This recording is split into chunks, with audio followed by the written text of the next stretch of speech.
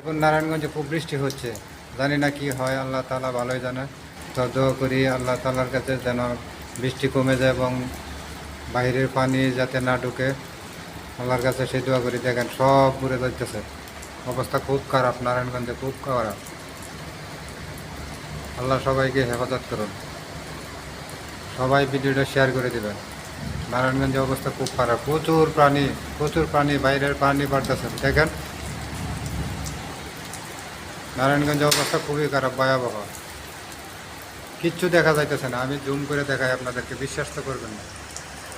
এই যে দেখেন নারায়ণগঞ্জের অবস্থা খুব খারাপ, পানি আর পানি, প্রচুর বৃষ্টি হইতেছে, যা বলার ভাষা নাই। একবারে একবারে দেখেন অন্ধকার, শুধু পানি। আমি যার কারণে জাহাজের উপর থেকে ভিডিও করলাম, দেখছেন অবস্থা, কিচ্ছু দেখা যাইতেছে না, শুধু পানি আর পানি। এইভাবে যদি আর 1 ঘন্টা বৃষ্টি হয় তা আমি জানি না নারায়ণগঞ্জের অবস্থা কী হবে।